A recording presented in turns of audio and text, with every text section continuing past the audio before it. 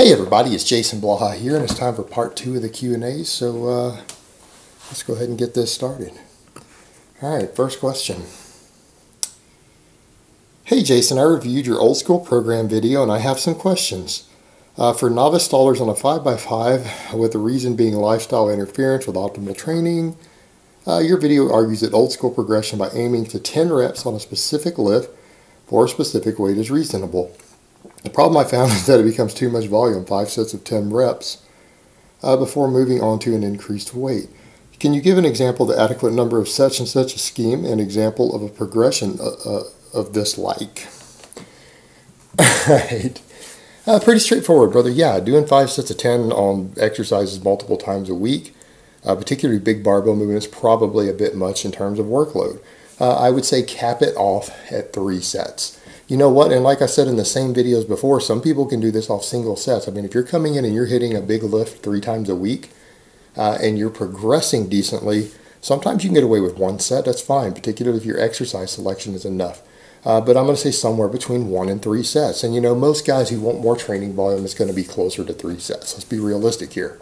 3 sets of 10 on a lift, any big lift 3 times a week, is going to be 30 reps 3 times a week, 9 sets of 10 for the week. On any big barbell movement, that's going to give you a lot of growth as you progress on that. So that's kind of what you're shooting for, again, depending upon what you want to do, but I would probably cap it off at around 3 sets. Progression rates on that, you don't have a set progression rate. Old school progression that I'm talking about there, what you're doing, you're taking a weight that you can do probably 5 reps with without hitting failure. In this case, if you do 3 sets, you do 3 sets of 5 with it. When you are strong enough to start adding reps, you add reps. If you're going to do 1 set, it's easy. When you get to 6 reps, you get to 6 reps with good form, good technique.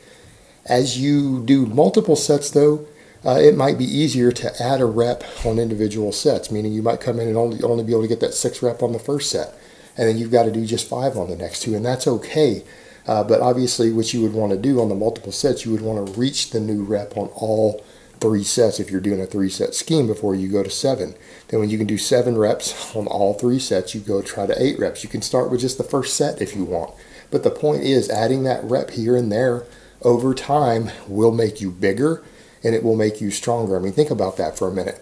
If you were to follow a system like that on the squat, bench press, barbell row, all 3 of those exercises, plus whatever else you're doing, but those 3 basic exercises, and you were to take your 5 rep max, or where you can do 3 sets of 5 with, and build it up to where you can do 3 sets of 10, over time, think about that. You've doubled the amount of work that you're doing with a given session with a given weight, and you've done it in the same number of sets. You've doubled your workload. All right, and when you think about that in terms of percentages, that is probably a 20% increase in your strength. Because go look at percentages for a 10 rep max versus a 5 rep max as far as what they are of your 1 rep max. You will have gotten significantly bigger and significantly stronger in that time by doubling your workload. Then you're strong enough to add weight to the bar and reset it over time. This is the way a lot of old school guys did this. And you know, old school guys got 300 pound benches, 400 pound squats, 500 pound deadlifts doing this back in the day. Obviously, because of the workload on it, people were saying, well, that's good, but I'm not a powerlifter. But it's not powerlifting. When you think about that, you're building up reps. You're focused upon spending months and months building reps and volume with a given weight. All right, you're adding workload, you're adding fatigue, you're adding volume. That's hypertrophy work. It has the nice added side effect, though, because when you turn your 5 rep max into a 10 rep max, you've gained muscle, but you will have gained strength as well. Your 1 rep max will go up. Because you've gained muscle size using those exercises, and because you've gotten down to where you are doing 5 rep sets in different parts, as you get stronger, you are getting good nervous system carryover, good motor pattern learning that's going to help you on your max. You're just not focused on your maxes. This is an overall fantastic size and strength method that was used for decades very, very effectively before all these crazy splits came out. And yeah, doing something like this on big barbell movements is fantastic for size. Fantastic for size. All right, next question. You recently discussed the various benefits of steady state cardio and how to incorporate it alongside weight training gradually. Since the human body is quite efficient in adaptation, wouldn't it get used to the energy expenditure, resulting in a situation where the cardio must be done in order to not start gaining weight, even if the calorie consumption hasn't been increased by a lot? Is there any truth to this kind of cardio trap? Thank you, Commander. No, guys, you got to think about this in terms of energy turnover in general. Yes, you adapt to getting more efficient at doing specific types of cardio, meaning you'll burn a little less calories when you do them.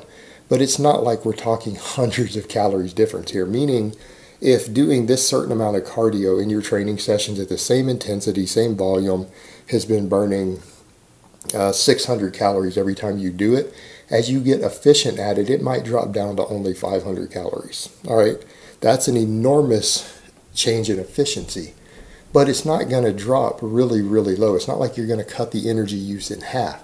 You'll get a little more efficient, and your body does that because it gets better at doing what it does. It learns to use the energy system more efficiently to burn less fuel, to keep you from starving to death. But we're talking about a cardio session that's 100 calories difference. All right, 100 calories difference, and you might be doing this cardio 3 times a week. That's 300 calories a week difference. That's relatively insignificant on the scale.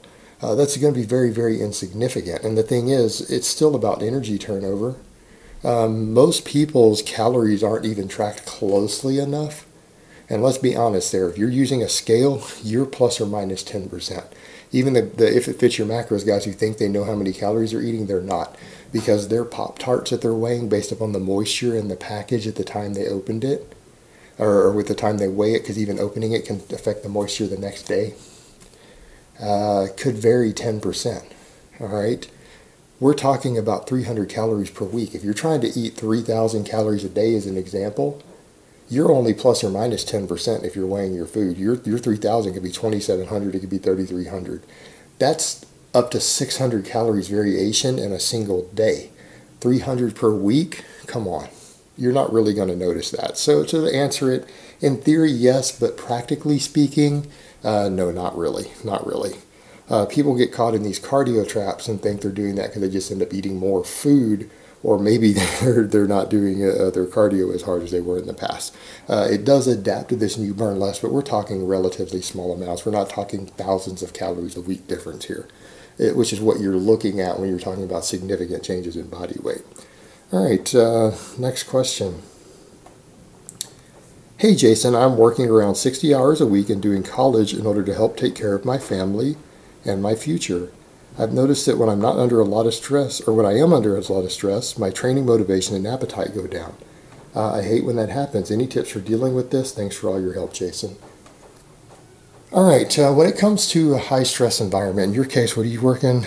60 hours a week and going to college. You don't need to focus on your training right now. And I'm not saying don't train, but I've done videos on this in the past breaking down for people that if you're going to be in a high stress environment, you've got finals coming in school, you're having to work a lot of extra hours at work. And in this case, dude, you're working overtime and going to school. You need to come in and lift weights 1 or 2 days a week with low volume just to slowly build strength, maintain strength, gain a little bit of muscle over the next couple years. It's not that big of a deal. You know what? If you come in and you did 1 set of squat, bench, deadlift, and a set of chin-ups, and a set of overhead press, or whatever, 5 exercises, 1 set, you could be out of the gym in 20 minutes. If you did that twice a week and you slowly added weight to the bar over time, you would gain muscle. Would you gain muscle as fast as you could on a proper structured program? No, you might only gain it at half the pace. You might only gain it at 1/3 of the pace. But you know what? If you did that for 3 years straight, just twice a week, 20 minutes, it wouldn't affect your recovery as much. You wouldn't be stressed as much. It would be just a good way to de-stress, gain muscle, improve your health. You would make all of your noob gains while you're in college. Let's say you're at college for 4 years and you did this, came in and dedicated 20 minutes twice a week to a workout like that just to try to stay in shape. You would probably gain 100% of your noob gains over the course of that 4 years that you would in 1 year on an extremely rigorous, taxing noob program. You're going to gain muscle a lot slower, but you will still gain muscle. You could actually train that way and probably reach your practical drug-free limits as well. It's just going to take you twice, maybe 3 times as long. But you could train that way and do that. So for someone with what you have going on, you have so much responsibility and stress in your life.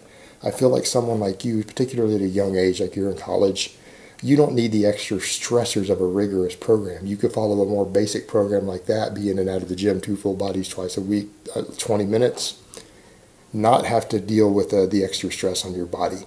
And you'll still make gains. You will still get the health benefits from it. You will still get the reduced stress from it. Your overall health markers will improve from it, and you will still gain muscle.